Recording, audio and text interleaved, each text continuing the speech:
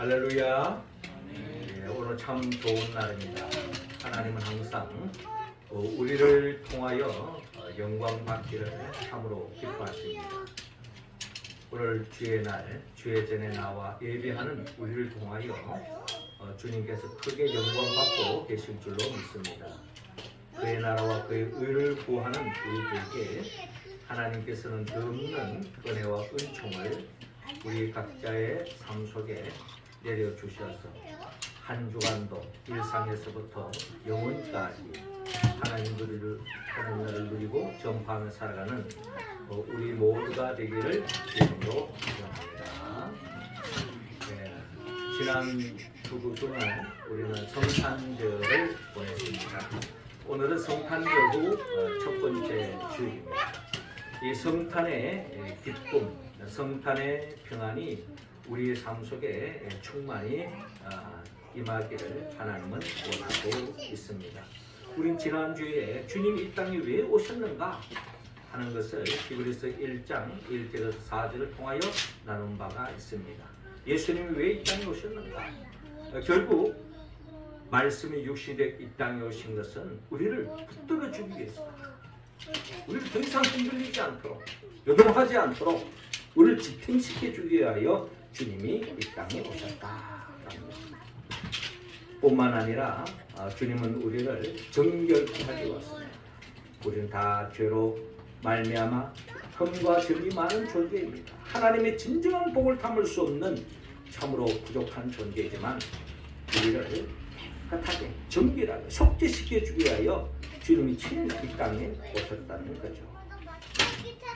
뿐만 아니라 주님이 이 땅에 오신 목적은 이 높고 높은 데서 낮고 낮은 이 땅에 오신 이유는 우리를 높여주기 위해서, 존귀하기 위해서 결국 우리를 위하여 십자가에 못 박혀 죽으시고 부활하시고 성천하신 것은 결국 우리가 가야 할 길을 주님께서 우리에게 보여주기 위해서 주님이 이 땅에 오셨고 또 마침 성천하셔서 지금 하나님 보좌 우편에 앉아 계시다는 것을 이것을 통하여 나눈 바가 있습니다.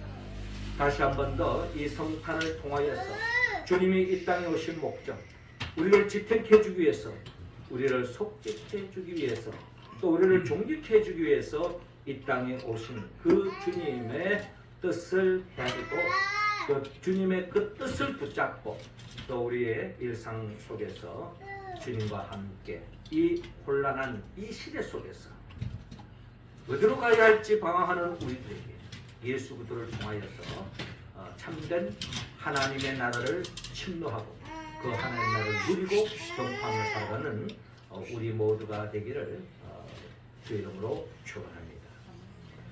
자, 예수님께서 이 땅에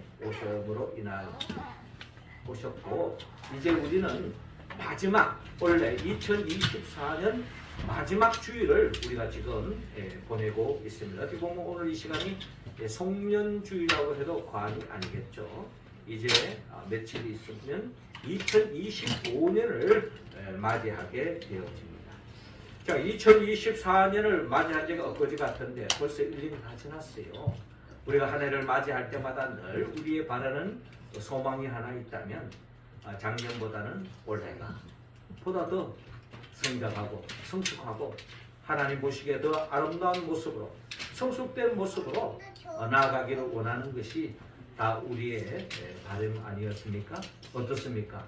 한 해를 보내는 이 시점에 올 한 해를 시작할 때와 지금 이 순간 우리는 얼마나 하나님 앞에서 성장하고 성숙하고 또 주님 보시기에 부끄럽지 않는 우리 모습으로 서 있는가 하는 것을 한 번쯤은 생각해 봐야 할 것입니다.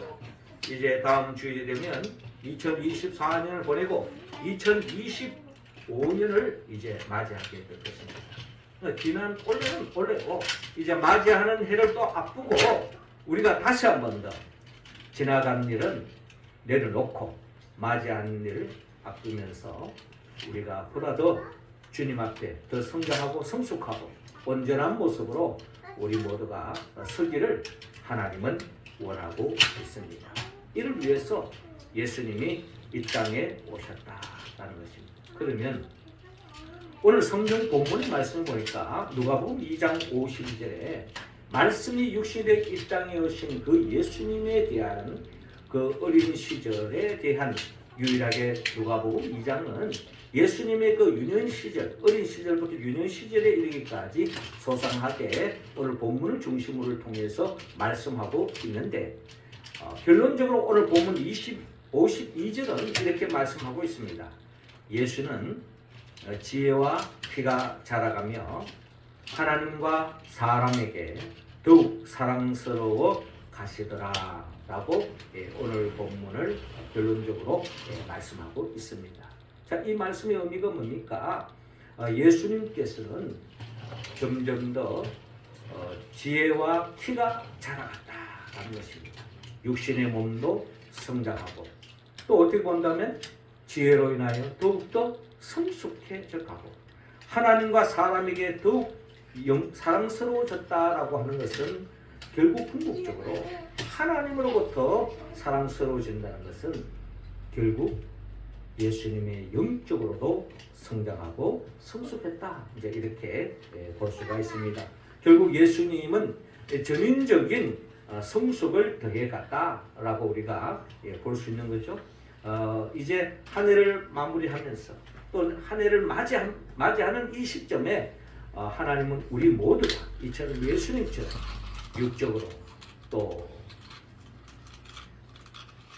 정신적으로 더 나아가 영적으로 더욱더 성장하고 성숙하고 온전한 모습으로 하나님께서는 우리 모습이 다 되기를 원합니다. 자, 오늘 성경 본문을 통하여 우리는 어떻게 하면 그런 삶으로 나아갈 수 있는가 하는 것을 오늘 본문을 통하여 헤아려 보기를 원합니다. 하나님은 먼저 오늘 본문 42절을 통하여서 하나님 중심으로 살아라고 말씀하고 있습니다. 자, 42절 우리 같이 한번 읽겠습니다. 시작. 예수께서 12살 되었을 때에 그들이 이 절기의 관례를 따라 올라갔다 라고 기록되어 있습니다. 자, 오늘 본문 41절은 이렇게 시작하고 있죠. 그의 부모가 해마다 유월절이 되면 예루살렘으로 가더니 라고 말씀하고 있습니다. 그럼 예수님은 어릴 때부터 믿음의 가정에서 자라났고 부모님들이 어떻게 보면 신앙의 본을 보여준 거죠. 유월절이 되어지면 모든 이스라엘 백성들이 예루살렘 성을 향하여 또 예루살렘 성전을 향하여 나아가는데 1년에 한 번 이 유월절이 되어지면 꼭 예루살렘 성전으로 나아갔다라는 겁니다. 예루살렘 성전으로 나아가는 이유는 바로 유월절을 지키기 위해서 예루살렘으로 올라가는 겁니다. 그리고 이 유월절에 예수님도 이제 어린 나이에서 벗어나 이제 12살이 되었을 때에 요셉과 마리아는 예수님을 데리고 아기 어린 예수를 데리고 이 절기의 관례를 따라 올라갔다. 유월절을 지키러 올라갔다라는 말씀으로 오늘 본문을 통하여 헤아려 볼 수가 있습니다. 이스라엘 백성에게 있어서 유월절은 어떤 의미를 가지고 있습니까? 단순히 하나의 어떤 명절의 개념이 아닙니다. 어떻게 보면 여기에는 엄청난 그들의 정체성이 이 유월절을 지키는 가운데에 이스라엘 민족이 도대체 어떤 민족인지, 우리 유대인들이 어떤 존재인지 자기들의 그 정체성은 이 유월절을 통해서 그들이 고백하게 되었습니다. 신명기 16장 1절을 보면 아비므를 지켜 내 하나님 여호와께 유월절을 행하라.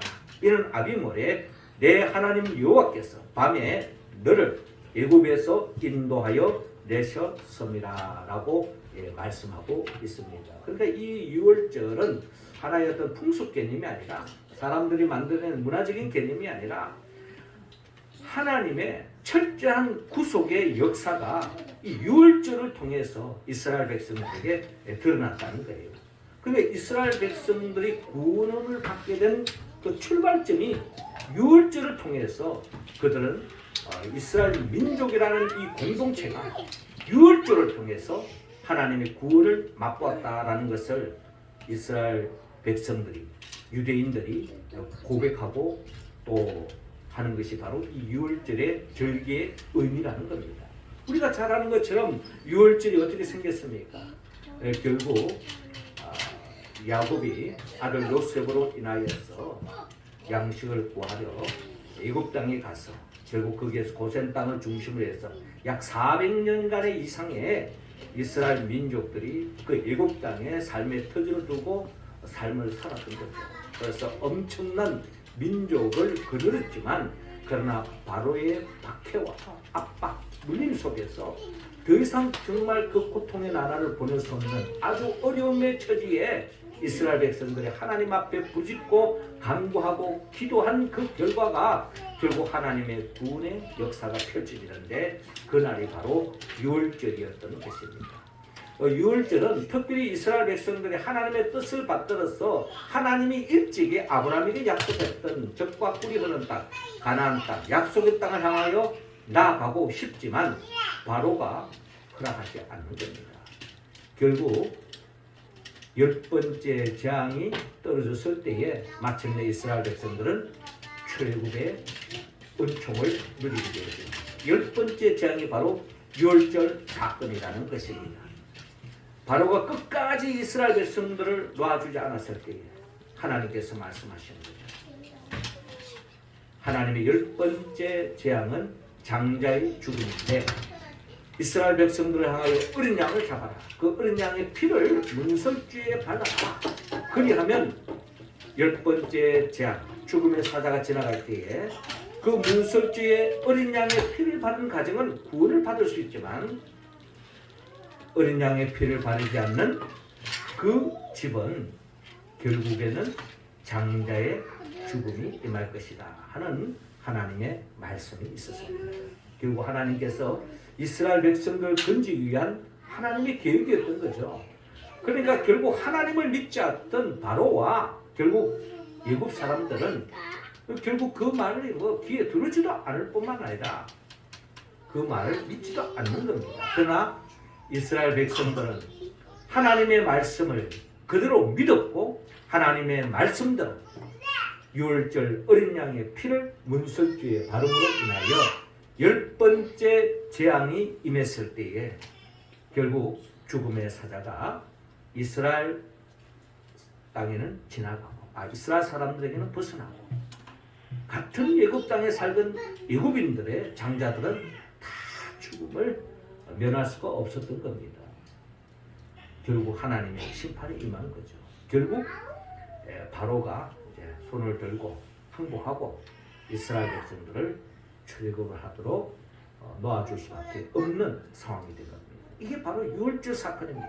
이 유월절 사건을 통해서 이스라엘 백성은 출애굽을 할 수 있었고 하나님의 구원을 맛볼 수 있었고 이스라엘 백성 공동체가 출발하게 되어지는 계기가 바로 이 유월절에 있게 되었다라는 겁니다. 그렇게 본다면 유월절 사건은 하나님의 전적인 은혜와 은총을 입었고 하나님 중심으로 살았을 때에 우리 민족이 구원을 받았다. 하나님 백성이 되었다라고 하는 것을 증거하는 확신하는 그런 절기가 바로 이 유월절이었다는 겁니다.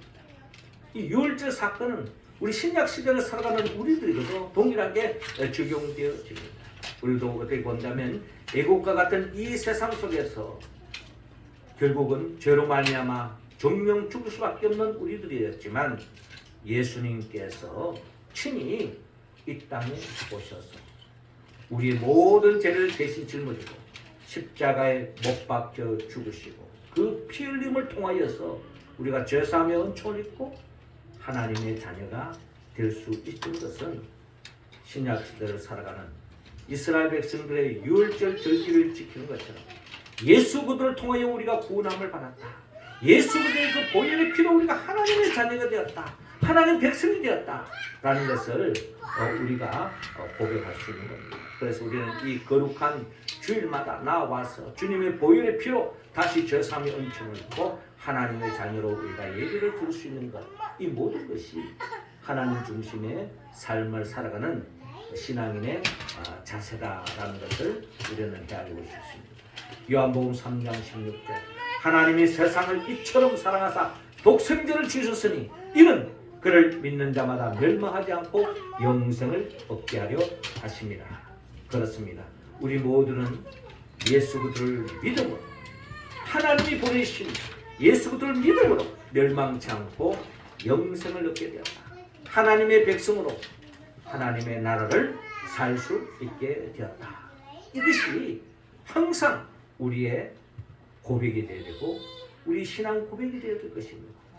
나의 정체성은 바로 이 예수 그리스도를 통하여서 내가 누구인가를 진정 알 수 있게 되었다는 것입니다. 사도행전 4장 12절에 다른 이로서는 구원을 받을 수 없나니 천하 사람 중에 구원을 받을 만한 다른 이름을 우리에게 주신 일이 없습니다 라고 사도행전 4장 12절을 통하여 전가하는 것처럼 나는 이 세상에 이런 신을 믿으면 또 되고 저런 신을 믿어도 되는 종교다원주의적인 이 시대 속에서 우리는 오직 예수 그리스도만이 진정한 구원이 있다는 고백, 이게 우리 고백이 되어야 될 것이고 이것이야말로 하나님 중심으로 신앙생활하는 사람의 신앙 고백이라는 것입니다. 이처럼 예수님께서 유월절을 지키고 하나님 중심의 삶을 삶으로 그가 주님 안에서 온전하게 성장하고 성숙했던 것처럼 우리들도 하나님 중심의 신앙생활을 하여서 우리 모두가 예수님처럼 시간이 지나갈수록 몸과 마음과 영혼이 주님 앞에 더 온전한 모습으로 세움받는 우리 모두가 되기를 주의 이름으로 축원합니다. 이어 두 번째로 오늘 보면 47절은 말씀 중심으로 살아라고 말씀하고 있습니다. 47절 말씀 우리 같이 읽겠습니다. 시작. 듣는 자가 다 그 지혜와 말씀을 놀랍게 여기더라. 아멘. 오늘 보면 43절을 보니까 그 날들을 마치고 돌아갈 때에 아이 예수는 예루살렘에 머무셨다. 그 부모는 이를 알지 못하고 동행 중에 있는 줄로 생각하고 하루 길로 간 후 친족과 아는 자 중에서 갔대라고 오늘 본문은 이어지고 있습니다. 자, 이 본문을 통해서 우리 예수님의 그 유년의 시기를 어땠는가를 약간 좀 유추해 볼 수 있을 것 같아요. 우리를 자녀들을 키우다 보면은 보통 집에 아주 그냥 말 잘 듣고 성실하고 착실했던 그런 자녀보다는 좀 모나고 자꾸 이렇게 일을 저지르고 그냥 가만 놔두고 폭탄 같은 그런 자녀가 있잖아요. 그런 자녀가 또 의외로 저 어릴 때 엄마 부모 속을 너무 속이기 때문에 뒤늦게 철들어가지고 부모에게 효도하는 그런 경향도 없지 않아 있어요. 다 그런 건 아니죠. 어릴 때부터 그냥 사고 치는 애가 또 사고 치는 경우도 있지만 또 그거 반대되는 경우도 있습니다. 또 어릴 때 아주 성실하게 자랐던 애가 또 커서는 아주 그냥 사고를 치는 그런 경우도 있어요. 이 자녀들은 어느 방향으로 갈지 모르는 게 자녀들의 모습인 겁니다. 그러나 단지 부모들은 자녀들이 잘 자라고 잘 성장하고 성숙하기를 다 바랄 뿐이죠. 어떻게 전개될지 모르는 것입니다. 그런데 오늘 본문을 통해서 우리는 아마 예수님의 어린 시절은 굉장히 좀 이렇게 착실한 부모님 말씀을 잘 듣는 그런 어린 시절을 보내지 않았나 하는 생각을 가지고 옵니다. 왜냐하면 오늘 이 본문을 보니까요. 그 날들을 마치고 유월절을 마치고 이제 유월절을 통해서 사람들도 엄청 모일 거 아닙니까? 그리고 엄청 혼잡스러울 거예요. 그런 가운데에서 이제 유월절 절개가 이제 끝난 속에서 이제 다시 고향으로 이제 돌아갑니다. 그래서 부모님들이 고향으로 이제 가고 있는데 평소에 예수님이 평소에 굉장히 사고를 치고 그냥 별난 그런 아이였더라면 엄청 챙길 거예요. 또 어디로 튈지 모르니까 손 꽉 붙잡고 그렇게 해서 그냥 조심조심하면서 아이를 챙겨왔을 텐데 평소에 뭐 부모님이 잔소리하지 않아도 될 만큼 아주 그냥 부모님을 잘 따라다니고 시킨 대로 하고 뭐 이런 어떤 성장기를 보내지 않았을까 하는 생각을 가져봐요. 그래서 44절에 뭐 동행 중에 있는 줄로 생각하고 어련히 성실하고 착실하고 부모에게 모난 행동을 하지 않았기 때문에 잘 따라오려니 생각하고 또 그리고 부모와 자식만 가는 게 아니고 친척들도 다 함께 가는 거기 때문에 그 무리수이 같이 있을 거라 생각하고 그렇게 갔겠죠. 근데 갔던 중에 있을 줄로 알았는데 하룻길까지 가는 거예요. 그 정도로 이 어린 예수를 믿었던 겁니다. 어쩌면 그만큼 착실했은 결과물이 아닐까 하는 생각을 가지고 옵니다. 물론 그 상황에는 이미 예수님은 예루살렘에 머물러 있었던 것이 오늘 본문에서 이제 나타나는 거죠. 자, 하룻길이 지났어야 뒤늦게 예수님이 없는 것을 부모님이 알게 되었다라는 거예요. 그 정도로 예수님이 좀 이렇게 FM으로 성장하지 않았나 이제 이런 생각을 가지고 옵니다. 그래서 45절에 만나지 못함에 찾으면서 예루살렘에 돌아갔더니라고 말씀하고 있습니다. 그러니까 부모님들도 이 예수님이 중간에 뭐 딴 길로 설 수도 있잖아요. 그런데 그 예수님의 자라온 성량을 봤을 때 또 태중에서부터 이 아기는 성령으로 잉태를 됐기 때문에 예수님이 결국 지금 딴 길로 새서 세상 길로 빠진 게 아니라 예루살렘에 있는가 보다 생각하고 예루살렘으로 돌아오는 그 부모님들의 나름대로의 예감 또 그들의 나름대로의 그 아기 예수님에 대한 대하는 자세가 여기서 우리가 볼 수가 있는 것입니다. 그래서 46절에 사흘 후에 성전에서 만난 적 그가 선생들 중에 앉아서 그들에게 듣기도 하시며 묻기도 하시니 듣는 자가 다 그 지혜와 대답을 놀랍게 여기더라라고 말씀하고 있습니다. 자, 이런 전체적인 정황을 보면 그만큼 예수님은 하나님의 말씀, 기록된 말씀에 대한 엄청난 관심을 가지고 여기에 대해서 끊임없이 그 말씀을 사모하고 묵상하고 그 말씀을 듣고 또 그 말씀에 대한 자기의 어떤 생각을 나누면서 말씀에 엄청 관심을 갖고 있는 예수님의 모습을 오늘 본문을 통하여 우리는 엿볼 수가 있습니다. 특별히 47절에 보면 듣는 자가 다 그 지혜와 대답을 놀랍게 여기더라라고 말씀하고 있습니다. 나이는 아직 어리지만 그 하나님의 말씀에 대한 그 접근성 또 하나님 말씀을 나누고 또 듣는 이런 자세와 또 그 말하는 그 이야기를 통해서 엄청 어떻게 영적으로 성숙해 있는 예수님의 모습을 우리는 본문을 통하여 엿볼 수 있다라는 것입니다. 한마디로 예수님은 하나님 말씀 중심의 삶을 살았다라고 우리는 본문을 통하여 우리는 그렇게 헤아려 볼 수가 있는 것입니다. 그렇습니다. 우리가 하나님 앞에 시간이 지나갈수록 성장하고 성숙하고 온전한 모습으로 나아갈 수 있는 길이 있다면 그것은 바로 하나님 중심으로 사는 거죠. 하나님 중심으로 사는 사람의 특징은 하나님 말씀에 가까이 하고 하나님 말씀을 읽고 묵상하는 삶으로 나아간다라는 것이 이런 성경을 통하여 헤아려 볼 수가 있습니다. 거북이는요, 우리가 많은 이 땅에 피조물들이 있지만은 새는 9일간 먹지 않아도 살 수 있다고 합니다. 그리고 개는 약 20일간 먹지 않아도 살 수 있다고 합니다.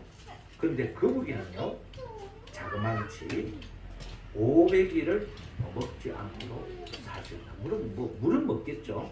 500일을 먹지 않아도 살 수 있다고 합니다. 그래서 어떤 분이 거북이 같은 신자가 있다라는 이야기를 한 말 있어요. 그 말이 뭔가 하니 하나님의 말씀을 1년에 지나도록 하나님 말씀을 읽지 않고 하나님 말씀을 한 번도 읽지 않는 신앙입니다. 그게 바로 거위 같은 신앙입니다. 하나님의 말씀을 먹지 않는 신앙인을 비꼬면서 하는 말인 것 같습니다. 사실 우리는 매일 주일마다 하나님 말씀 먹지 않느냐 이렇게도 이야기할 수 있지만 그럼에도 불구하고 우리가 생활 속에서 최소한 성도라면 성경은 1년에 1독은 하셔야 되는 겁니다. 이게 바로 우리가 교회가 성경 통독 여행을 하는 이유가 바로 그게 매주마다 이번 주간에 이제 요한계시록이잖아요. 52주 요한계시록. 또 이번 주간을 하면서 요한계시록 마무리하고 또 다음 주간 새해부터 또 창세기를 시작하는 거예요. 이처럼 나름대로 우리가 신앙의 여정에 있어서 하나님의 말씀을 가까이 하고 묵상하는 삶, 그 삶이 바로 복된 삶이다. 그럴 때 우리가 성장할 수 있다. 하나님의 말씀은 어떻게 보면 마치 저는 내비게이션과 같다라는 생각을 가져봅니다. 그렇잖아요. 우리가 내비게이션을 들고 운전을 하다 보면 예전에야 다 그냥 길을 알아야 갈 수 있었는데 요즘은 내비만 틀면은 시킨 대로 가는 거예요. 서로 잘못길로 빠지더라도 이게 또 돌아가라고 또 이렇게 또 유도를 해줍니다. 이런 걸 보면 하나님의 말씀이 이런 역할을 한다는 거예요. 우리가 늘 하나님 말씀을 한번 읽었다, 한번 봤다, 이게 중요한 것이 아니라 끊임없이 우리가 숨 쉬듯이 마치 기도가 호흡이듯이 하나님의 말씀이 우리가 일용할 양식처럼 어제 밥 먹었다고 오늘 밥 안 먹습니까? 그렇지 않잖아요. 끊임없이 새끼 밥 먹듯이 아니면 두 끼를 먹든지 한 끼를 먹든지 최소한 하루에 한 끼를 먹잖아요. 금식하지 않은 한. 늘 하나님 말씀을 늘 가까이 공부받아야 될 이유가 뭡니까? 우리의 생각은요 시대적 상황에 따라서 자꾸 바뀌는 겁니다. 어제까지만 해도 그게 진리였는데 오늘이 그게 진리가 아니고 흑우였다는 것을 알 수도 있는 거예요. 오늘까지 흑우였던 것이 내일은 그게 진실이었다고 밝혀지는 것이 오늘을 살아가고 있는 이 시대 속에서의 우리 현주소라는 겁니다. 무엇이 진짜고 무엇이 가짜인지 혼돈 속에 살아가는 것이 우리의 삶의 여정이라는 겁니다. 그렇기 때문에 우리는 끊임없이 하나님의 말씀을 가까이 해야 된다는 겁니다. 사람들이 하는 이야기는요, 사람들의 이야기는 다 자기 중심적입니다. 자기 이해관계에 얽혀있는 것이 이 세상 사람들의 이야기예요. 말은 진실을 이야기하고 말은 자유를 이야기하고 말은 정의를 이야기하고 말은 고상하게 이야기하는 것 같지만 실상은 다 자기 유익을 쫓아가고 있는 사람들의 모습, 이게 남의 이야기가 아니에요. 누구의 이야기가 아닙니다. 내 자신의 이야기도 쉬운. 어제까지 진실을 길을 걸어왔다고 내일도 진실할 것이냐? 천만의 말씀. 한순간에 바뀌는 것이 사람들의 인심이고 사람들의 생각이에요. 그렇기 때문에 끊임없이 하나님의 말씀에 창념하고 그 말씀에 이끌림을 받아요. 그래서 시편 기자는 시편 1편을 통하여 복 있는 사람은 악인의 꾀를 따르지 아니하며 죄인의 길에 서지 아니하고 오만한 자의 자리에 앉지 아니하고 오직 여호와의 율법을 즐거워하여 그의 율법을 주야로 묵상하는 도다. 그는 시냇가에 심은 나무가 철을 따라 열매를 맺으며 그 잎사귀가 마르지 않은 것 같으니 그가 하는 모든 일이 다 형통하여다 라고 말씀하고 있지 않습니까? 우리의 삶, 진정 하나님의 말씀을 붙잡을 때, 하나님의 말씀의 이끌림을 받을 때에 우리는 형통한 길로 나아가는 줄로 여러분 믿으시기 바랍니다.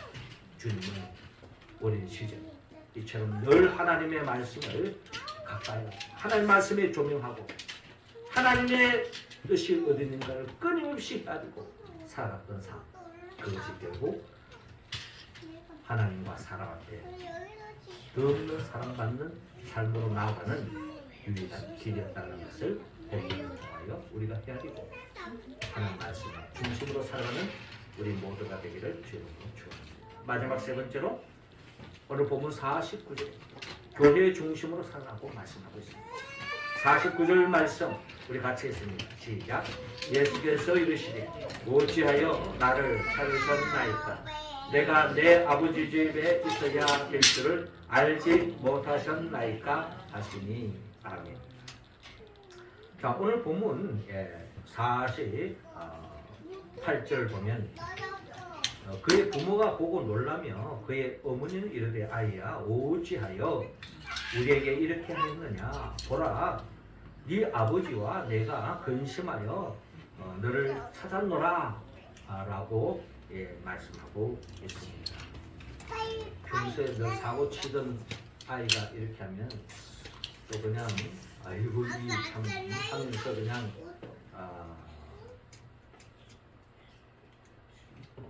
빨리 단념하겠지만 어떻게 본다면 평소에 그러지 않았기 때문에 엄청 놀란 것은 사실이었던 것 같습니다. 그런데 이런 상황 속에서 주님의 답변 49절에 예수께서 이르시되 어찌하여 나를 찾으셨나이까. 내가 내 아버지 집에 있어야 될 줄을 알지 못하셨나이까 라고 말씀하고 있습니다. 자, 우리는 여기에서 예수님의 자신의 정체성을 이제 서서히 밝히고 있는 겁니다. 예수님은 육신의 부모님의 말씀을 듣고 부모님의 말씀에 순종하고 성실하게 자라왔을 뿐만 아니라 거기에 머물지 않고 예수님의 정체성은 결국 하늘에 계신 하나님 아버지에 대한 자신의 고백이 오늘 본문을 통해 우리는 대하겠습니다. 육신의 부모님을 순종하여 되듯이 더 나아가 궁극적으로 하늘에 계신 하나님 아버지를 더 우선적으로 생각하는 예수님의 자신의 정체성을 오늘 이 본문을 통하여 밝히고 있는 것을 우리가 볼 수가 있습니다. 어찌하여 나를 찾으셨나이까. 내가 내 아버지 집에 있어야 될 줄을 알지 못하셨나이까. 성전은 하나님 아버지의 집이라고 여기고 하나님 이 집에서 있어야 될 것이 당연하듯이 주님께서 말씀하고 있습니다. 50절에 그 부모가 그가 하신 말씀을 깨닫지 못하더라. 그렇죠. 그냥 놀란 가슴만 쓸어내고 아이를 찾았다는 그 마음에만 지금 마음을 가질 뿐 이 말의 진정한 영적 의미라는 온전히 깨닫지 못할 수도 있다는 것입니다. 그러면서 51절에 예수께서 함께 내려가서 나사렛에 이르러 순종하여 받드시더라. 그럼 하늘에 계신 하나님 아버지의 말씀을 듣고 육신의 부모를 무시하는 그런 예수님이 아니었다는 겁니다. 하늘에 계신 하나님 아버지가 중요하듯이 육신의 부모님도 소중히 여기고 부모님의 말씀에 순종하고 받드는 예수님의 모습을 오늘 본문을 통하여 우리는 헤아려 볼 수가 있습니다. 결국 52절에 예수는 지혜와 키가 자라가며 하나님과 사람에게 더욱 사랑스러워하시더라 라고 말씀하고 있는데 결국 예수님은 오늘 본문 말씀을 통하여서 성전 하나님의 집, 성전 중심의 삶을 사셨다는 것을 헤아려 볼 수가 있습니다. 신약적인 우리 개념으로 살아본다면 교회 중심의 삶을 살았다. 에베소서 1장 22절 23절에 보면요. 또 만물은 그의 발 아래에 복종하게 하시고 그를 만물 위에 교회의 머리로 삼으셨느니라. 교회는 그의 몸이니 만물 안에서 만물을 충만하게 하시는 이의 충만함이니라 라고 말씀하고 있습니다. 성경 속에서 교회의 위치는 너무나도 중요합니다. 교회는 주님의 몸된 교회입니다. 이 건물이 아니죠. 예수를 우리의 머리로 삼고 머리 대신 예수님을 믿는 우리 공동체가 바로 교회인데 하나님은 이 교회를 통해서 이 세상 만물을 새롭게 하시고 이 세상 만물을 충만케 하시고 이 세상 만물을 복되게 하십니다. 그 하나님의 축복의 통로가 예수를 통하여 예수 그때 몸된 교회를 통해서 이 세상이 온전한 모습으로 변화되어진다. 그런데 우리가 지금 이 세상을 바라볼 때에 이 세상 참 혼란스럽다. 이 세상이 뭔가 온전하지 못하다. 이 말은 아직까지 교회가 하나님 앞에 온전하지 되지 못한 결과다. 이렇게도 이야기할 수 있는 겁니다. 그렇기 때문에 세상을 바꾼다고 해서 이 이야기가 출발하는 것이 아니고 교회가 바로 설 때에 세상이 바로 서신다 하는 순서를, 영적 순서를 우리는 바로 헤아려야 하는 것입니다. 그런 의미에서 우리는 교회 중심의 삶을 살아야 한다는 것입니다. 어찌하여 나를 찾으셨나이까? 내가 내 아버지 집에 있어야 될 줄을 알지 못하셨나이까? 결국 우리는 우리 자신의 집도 있지만 하나님의 집을 스스로 삽니다. 저는 예전에 교회를 섬길 때에 어느 연세 드신 집사님 한 분 계시는데 그분이 예배를 마치는 교회 나갈 때에 한 성도들이 이제 나가지 않습니까? 그러면 이제 교회 정문에서 이제 인사를 하고 나는데 그분 꼭 교회에서 나갈 때에 인사를 어떻게 하냐면은 목사님 다녀오겠습니다 이렇게 얘기해요. 응? 그러니까 이분이 교회 예배 잘 드리고 갑니다 이게 아니고 예배 드리고 자기 집에 갑니다가 아니라 교회가 자기 삶의 중심입니다. 응? 그러니까 집에 다녀오겠다. 자기의 삶의 중심은 항상 교회라는 것을 그런 말투를 통해서 밝히고 있는 모습을 볼 때에 우리의 교회는 내 삶의 중심이다라는 것을 생각하고 우리가 한 주간이 시작되는 이 첫날 이 첫 시간을 하나님 앞에 예배드리는 것은 참으로 중요합니다.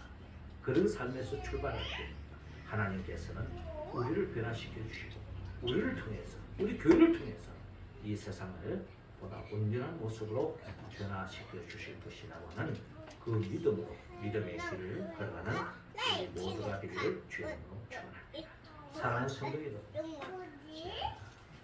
이제 올해를 이제 며칠 남지 않고 있습니다. 이제 다음 주는 새해를 맞이할 것입니다.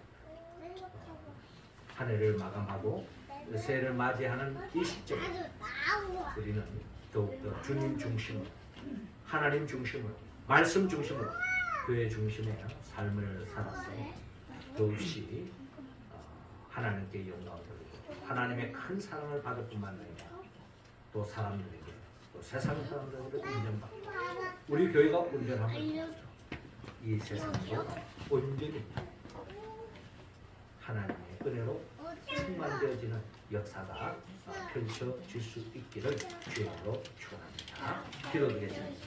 하나님 아버지, 이 시간 우리 한 사람 한 사람에게 성령의 기름을 부어주시고 성령 충만함으로 하나님 중심, 말씀 중심, 교회 중심의 삶을 살아 하나님께 영광 돌리고 하나님 앞에 더 온전한 모습으로 세움받는 우리 모두가 되게 하여 주옵소서. 예수님의 이름으로 기도드립니다. 아멘.